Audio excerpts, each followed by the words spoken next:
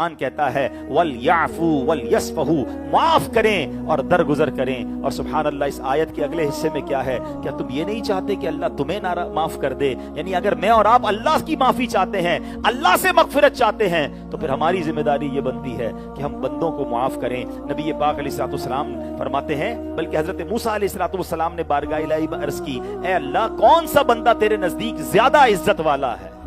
حضرت موسیٰ نے کیا پوچھا کہ اے اللہ تیرا کون سا بندہ تیرے نزدیک عزت والا ہے؟ سچ بتاؤ یار، عزت والا وہ ہے جس کو میں اور آپ کہیں گے یا اللہ فرمائے گا وہ عزت والا ہے؟ عزت دینے والا تو وہ ہے نا، وَتُعِزُّ مَن تَشَاءُ وَتُذِلُّ مَن تَشَاءُ بِيَدِكَ الْخَيْرُ۔ سنو میرے رب نے کیا فرمایا۔ اللہ حضرت موسیٰ سے فرماتا ہے جو قدرت ہونے کے باوجود معاف کر دے موسیٰ، میرے نزدیک وہ سب سے زیادہ عزت والا۔ آپ کے پاس پاور ہے اور پھر آپ معاف کریں۔ آپ معاف کرتے ہیں؟ موٹر سائیکل پہ جا رہے ہو، کوئی گارڈ 4 ڈالے کے ساتھ 4 گارڈ بھی ہو، سائیڈ مار کر چلا جائے، بندہ بولے جاؤ معاف کیا، اس کو تم کچھ بگاڑ ہی نہیں سکتے، اس کا کیا معاف کیا آپ نے؟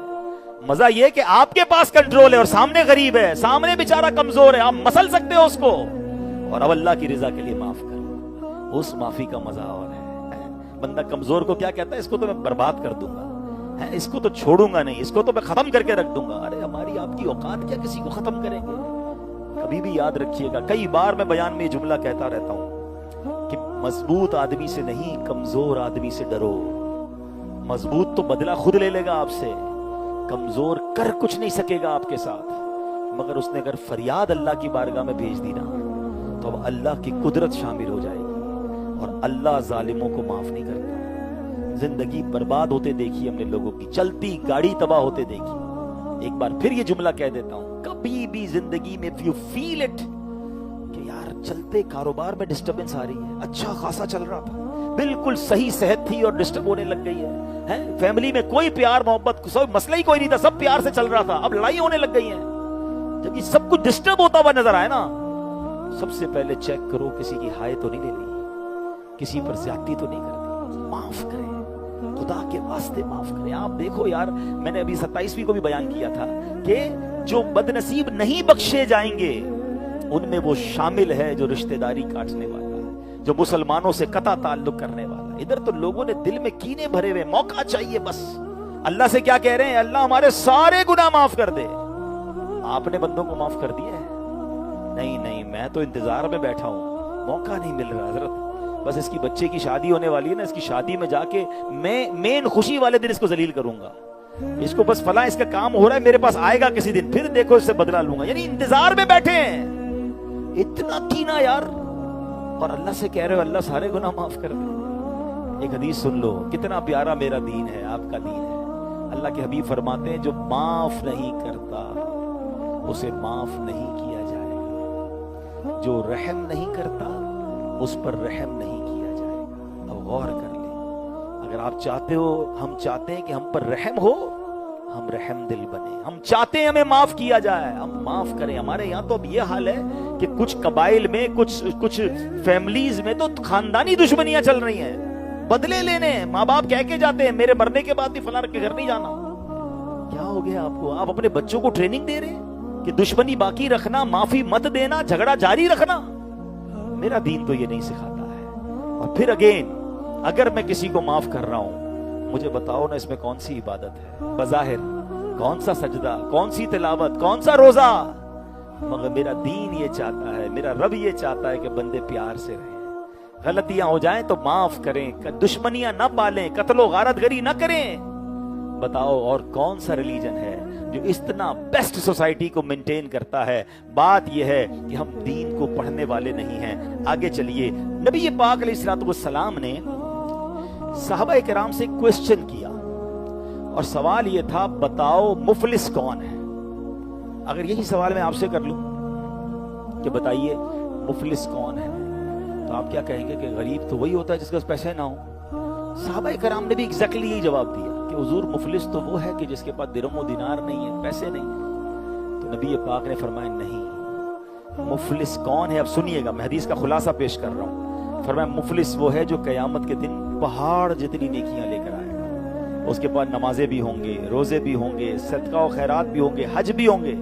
اے حاجیوں سنو، اے روزہ داروں سنو، اے نمازیوں سنو، یہ ساری نیکیاں لے کر وہ جائے گا، مگر پیارے آقا فرماتے ہیں اس حال میں جائے گا کہ کسی کا دل دکھایا ہوگا، کسی پر زیادتی کی ہوگی، کسی کے پیسے دبائے ہوں گے، کسی کی غیبت کی ہوگی، کسی کی دل آزاری کی ہوگی، ظلم کیا ہوگا. یہ سارے بندے اللہ کی بارگاہ میں کھڑے ہو جائیں گے کلیم لے کر، اے اللہ آج ہمارا انصاف دلا دے. لوگ کہتے ہیں نا میرا دنیا میں کوئی نہیں بگاڑ سکتا، میں بڑا پاورفل ہوں، میرے آگے کون بات کر سکتا ہے. ٹھیک ہے جناب، آج کوئی بات نہیں کر رہا، مگر ایک دن ہوگا جس دن انصاف ہوگا. یہ سارے کھڑے ہو جائیں گے. اچھا کلیم ہوگا یا اللہ ہمارا انصاف کر. دنیا میں تو آپ کے پاس دو طریقے ہیں نا، کسی کے پیسے لیے تو یا تو پیسے دے دیں یا معافی تلافی ہو جائے. ادھر تو یہ نہیں ہوگا، پیسے تھوڑی چلیں گے. ادھر کرنسی پتہ ہے کیا ہے؟ آخرت کی کرنسی وہ اعمال ہیں، یا تو نیکیاں دینی پڑیں گی یا گناہ لینے پڑیں گے.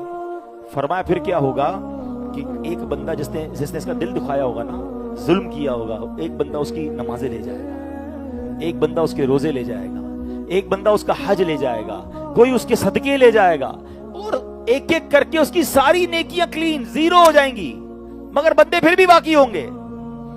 اس کا مطلب کہ جو زیادتی کرنے والے ہوتے ہیں ان کو یہ پتہ ہی نہیں ہوتا وہ کتنوں سے زیادتی کر رہے ہوتے ہیں. ان کی عادت پہ لڑائی جھگڑا ہوتا ہے، زبان پہ گالیاں ہوتی ہیں، دل توڑ رہے ہوتے ہیں. اتنی بری عادت ہوتی ہے کہ مسجد میں آتے ہیں نماز پڑھنے کے لیے، یہاں بھی لڑائی کر رہے ہوتے ہیں، کسی خادم سے لڑ پڑتے ہیں. تو جن کی یہ بری عادتیں ہیں نا، وہ غور کریں، توبہ کریں کہ اگر آپ روز لوگوں کے دل توڑ رہے ہیں، روز زیادتیاں کر رہے ہیں، ملازمین کو گالیاں دے رہے ہیں، بیوی کو برا بھلا کہہ رہے ہیں، رشتہ داروں کو برا بھلا کہہ رہے ہیں، یہ سب لکھا جا رہا ہے. یہ سارے لوگ قیامت کے دن کھڑے ہو سکتے ہیں. نبی پاک فرماتے ہیں نیکیاں ختم ہو جائیں گی، بندے پھر بھی بچ جائیں گے. اچھا اللہ تو انصاف کرنے والا ہے نا. اب یہ تو نہیں کہا جائے گا اس کی نیکیاں ختم ہو گئی چلیں بھائی آپ جائیں آپ کو کچھ نہیں ملے گا. لنگر تھوڑی ہے کہ کھانا ختم ہو گیا کسی کو نہیں ملے گا. اب فرمایا ان مظلوموں کے گناہ اس ظالم کے سر پر ڈالے جائیں گے. اس ظالم کے سر پر گناہ ڈالے جائیں گے، جو گناہ کیے نہیں ہے اس نے، مگر ان کے گناہ اس لیے ڈالے جائیں گے تاکہ ان کو کمپنسیٹ کیا جائے. اور پھر یہ اعلان ہوگا یہ وہ بد نصیب ہے جو پہاڑ جتنی نیکیاں لے کر تو آیا، مگر آج دوسروں کے گناہ سر پہ لے کر جہنم میں جا رہا ہے. تو بتائیے کتنا امپورٹنٹ ہے کہ بندے راضی رہیں. انسانوں کے ساتھ رہنا ہے، جانوروں کے ساتھ نہیں رہتے، ہم انسانوں کے درمیان رہتے ہیں. ہمیں سب کا خیال رکھنا ہے، پیار سے، محبت سے، معافی سے، درگزر کر کے، ہاتھ پکڑ کے، زیادتی نہیں، مدد کر کے چلنا ہے. اور اگر یہ ساری چیزیں سمجھ آ جائیں اور یہ سب عمل کرنے لگ جائیں تو مجھے بتاؤ نا معاشرہ کیسا بن جائے گا، سوسائٹی کیسی بن جائے گی. پڑوسیوں کے حقوق کتنے ہیں پتہ ہے؟ آئے ہائے، ایک بار نبی پاک علیہ السلام صحابہ کرام کو بتا رہے تھے، پڑوسیوں کے حقوق بیان کر رہے تھے. تو صحابی رسول نے کہا اتنے حق بتائے کہ ہمیں یہ شک ہونے لگا کہ نبی پاک علیہ السلام کہیں پڑوسیوں کے وراثت میں حصہ بھی بیان نہ کر دیں. اور نبی پاک علیہ السلام نے یہاں تک فرمایا جس کی وہ یہ سمجھیے کہ انٹرپریٹیشن یا اس کی وہ یہ بنتی ہے، خلاصہ یہ بنتا ہے کہ جس سے اس کا پڑوسی راضی اس سے اس کا رب راضی، جس سے اس کا پڑوسی ناراض اس سے اس کا رب ناراض. اب بتائیں ہمارے پڑوسی راضی ہم سے؟ ہمیں تو نام ہی نہیں پتا. بہت سارے وہ لوگ ہیں جن کو پڑوسی کے بارے میں پتہ ہی نہیں کون رہتا ہے میرے برابر میں، برسوں گزر گئے. حالانکہ پڑوسی کے حقوق ہیں. نبی پاک علیہ السلام کی بارگاہ میں ایک عورت کا ذکر کیا گیا. حضور بڑی نیک عورت ہے، صدقے بھی کرتی ہے، نفل بھی پڑھتی ہے، جانوروں کو بھی کھلاتی ہے، غریبوں کو بھی کھلاتی ہے، مگر حضور وہ پڑوسی پریشان ہے اس کی زبان کی وجہ سے، زبان کی وجہ سے تکلیف دیتی ہے. آقا نے فرمایا وہ جہنم میں ہے. پھر ایک عورت کا ذکر کیا، حضور نفل نماز نہیں پڑھتی، کوئی بہت زیادہ صدقے خیرات نہیں، بس فرائض پورے کرتی ہے، مگر زبان سے تکلیف نہیں دیتی کسی کو. آقا نے فرمایا وہ جنتی ہے. پیرامیٹر کیا تھا؟ نفل نماز نہیں، نفلی عبادتیں نہیں، بندوں کے ساتھ برتاؤ کیسا تھا. میں دوبارہ عرض کر رہا ہوں، ہم میں سے بہت سارے لوگ اللہ کی عبادت میں بڑے زبردست پنکچوئل ہیں، لیکن بندے ان سے ناراض ہیں، ماں باپ ناراض ہیں، فیملی ناراض ہے. اسلام فیملی لائف کو کیا خوبصورت ایڈریس کرتا ہے. فرمایا تم میں بہترین وہ ہے، the best amongst you، جو اپنی فیملی کے ساتھ بہترین ہے. اور فرمایا سن لو میں تم سب سے زیادہ اپنے گھر والوں کے ساتھ بہترین ہوں. نبی پاک نے اپنے آپ کو پیش کیا کہ میں فیملی میں سب سے زیادہ بہترین ہوں، اور تمہارے اندر بھی بہترین وہ ہے جو فیملی کے ساتھ اچھا ہے. ہم میں سے بہت سارے وہ لوگ ہیں کہ جو باہر بڑے smiley face, very caring, very مطلب زبردست اخلاق والے، اور گھر میں شیر ببر بنے ہوئے ہوتے ہیں، سارے گھر والے ٹینشن میں. اپنے بارے میں چیک تو کرو کہ میں گھر والوں کے لیے بہترین ہوں کہ نہیں. ہو سکتا ہے ہم میں کوئی ایسے بھی لوگ ہوں جب گھر جاتے ہو نا گھر میں ایمرجنسی نافذ ہو جاتی ہوگی, اوئے ہوئے آ گئے بھائی جلدی کھانا ریڈی کرو, اپنی خیر نہیں ہے, چائے ٹائم پہ نہیں ملے گی پھر نہیں چھوڑیں گے, کپڑے استری نہیں ہوں گے تو خیر نہیں, یعنی سارے گھر میں ہمارے جاتی ٹینشن شروع ہو جاتی ہے. اس کا مطلب تو ہم گھر میں بہترین تو نہ ہوئے, گھر کے انسپیکٹر ہو گئے ہیں. دو قسم کے گھر میں لوگ ہوتے ہیں والد. ایک والد گھر میں جائے تو بچے دوڑتے ہوئے آ جاتے ہیں, ابو آ گئے ابو آ گئے, اسے پیار کرتے ہیں گلے لگتے ہیں. اور ایک والد گھر میں جائے تو بچے کہتے ہیں ابو آ گئے چھپ جاؤ سو جاؤ, کیونکہ ابو نے آتی کلاس ہی لینی ہے, ابو نے آ کے ہمارا جناب انسپیکشن ہی کرنی, ڈانٹ ڈپٹ ہی کرنی ہے.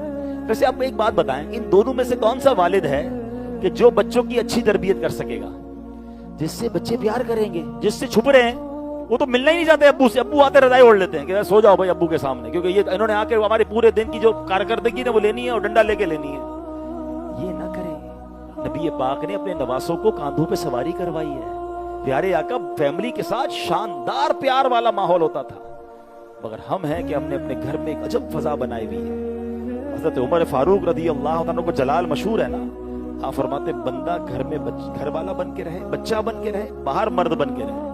ہم گھر میں بھی افسر ہی چلا رہے ہوتے ہیں, پتہ نہیں کتنا بڑا افسر ہوں, پتہ نہیں کتنے لوگ کام کرتے ہیں, میرے آرڈر پہ کام ہوتا ہے. بھائی آپ آرڈر باہر رکھ کے آئیں, آپ افسر گھر میں نہیں ہیں, گھر میں آپ فیملی ممبر بنے تاکہ گھر والوں کی تربیت بھی اچھی ہو. وہ بھی ڈیزرو کرتے ہیں آپ کی طرف سے مسکراہٹ اور پیار کو, اور یہ ہے میری شریعت. نبی پاک اپنی ازواج کے لیے تحائف لے کے جاتے, اپنی ازواج کے ساتھ کھانے پینے کے سامان میں ہاتھ بٹاتے, بلکہ بازار سے سودا سلف لاتے تھے کونین کے والی ہو کر. اور ہم جناب بالکل گھر والوں کے ساتھ سختی والا معاملہ. آگے چلیے, نبی پاک علیہ السلام فرماتے ہیں جس نے اپنے مسلمان بھائی کو کھانا کھلایا یہاں تک کہ وہ سیر ہو گیا, اس کا پیٹ بھر گیا, اور پانی پلایا یہاں تک کہ وہ سیراب ہو گیا, اللہ تعالیٰ اس شخص اور جہنم کے درمیان 7 خندقیں بنا دے گا. ہر خندق کا درمیانی فاصلہ 1 سال کی راہ ہے, یعنی وہ جہنم سے اتنا دور کر دیا جائے گا جو کسی ایک مسلمان کو پیٹ بھر کر کھانا کھلا دے, پانی پلا دے. مجھے بتاؤ جو کھانا کھلاتے ہیں, جو ماشاءاللہ اللہ کی راہ میں یہ خرچ کرتے ہوتے ہیں, کتنی نیکیاں کما رہے ہیں, مگر اگین بظاہر کون سی عبادت ہے, کون سا سجدہ, کون سی تلاوت؟ مسلمان کا پیٹ بھر رہا ہے, غریبوں کو کھانا کھلائیں, ان کی مدد کریں, یہ میری شریعت کہتی ہے اور ہمیں اسلام سکھاتا ہے. آگے چلیے, سبحان اللہ, پانی کی تو الگ فضیلتیں بھی جاری ہوئی ہیں, حدیثیں آتی ہیں. نبی پاک فرماتے ہیں پانی بہترین صدقہ پانی ہے. کسی پیاسے کو پانی پلانا, کنواں کھدوانا, پانی کی فراہمی کے لیے اور انتظام, کوئی بھی انتظام کرنا, اس کا ثواب بندے کو دنیا میں بھی ملتا ہے, مرنے کے بعد بھی ملتا ہے. کنویں کھدوانے چاہیے, پانی کا ایسا نظام بنانا چاہیے, ہم قبر میں چلے جائیں لوگ پانی استعمال کرتے رہیں, بلکہ صرف انسان نہیں, اگر اس پانی کو پرندے اور جانور بھی استعمال کرتے ہیں اس کا بھی اجر ملتا ہے. سبحان اللہ. اب آئیے, اب چھوٹی چھوٹی نیکیوں پر کس قدر اللہ کریم بخشنے والا مہربان ہے. بخاری کی حدیث دیکھو, میرا دین کتنا پیارا ہے. ایک بدکار عورت تھی, ایک زناکار عورت تھی, اس کی مغفرت ہو گئی. مغفرت کیسے ہوئی کہ کتے کے پاس سے گزری, وہ کنویں کے پاس اپنی زبان نکال کر بیٹھا تھا, اس کو بہت پیاس تھی, اتنی پیاس تھی کہ اب پانی نہ ملتا وہ مر جاتا کتا. اس عورت نے کیا کیا, اپنا موزہ نکالا, دوپٹے میں اسے باندھا, کنویں میں پانی بھر کر اس کتے کو پلا دیا. بخاری کی حدیث ہے, پانی پلانے پر اس بدکار عورت کی بخشش کر دی گئی.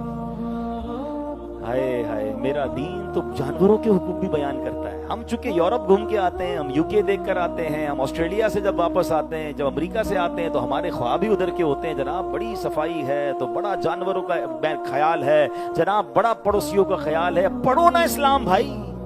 ہاں یہ آپ کہہ سکتے ہیں کہ ہم مسلمان اپنے اسلام کو پریکٹس نہیں کرتے, ہم اپنے اسلام پر عمل نہیں کرتے, ورنہ خدا کی قسم آج بھی دنیا کے کسی خطے میں 100% اسلام کو امپلیمنٹ کر دیں, اس سے بہترین سوسائٹی دنیا میں کوئی نہیں ہو سکتی, جہاں خیال سب کا, جہاں سب کے ساتھ پیار کا درس اسلام دیتا ہے اور قدم قدم پر اسے مغفرت کی بشارت ہے. ایک اور بڑی کمال کی نیکی جو میں اور آپ روز کر سکتے ہیں, اور بشارت کیا ہے؟ مغفرت کی بشارت ہے. اور وہ کام کیا ہے؟ وہ ہے ایثار, کہ آپ اپنے, یعنی آپ کو کسی چیز کی ضرورت ہے, آپ اپنے اوپر کسی اور کو ترجیح دے دیں. بندے کو کسی چیز کی حاجت ہے اور وہ ترجیح دے دے اپنے اوپر کہ چلے میں اپنے بھائی کو یہ موقع دے دیتا ہوں. فرمایا جو چیز کی حاجت رکھتا ہو, حدیث کا خلاصہ ہے, اس پر اپنے بھائی کو پریورٹی دے دے, اللہ پاک اس کی بخشش فرما دیتا ہے. اچھا اس حدیث میں کوئی کیٹیگرائز نہیں کیا گیا کہ 1 لاکھ روپے کی چیز 10 لاکھ روپے کی چیز، نہیں، کوئی بھی چیز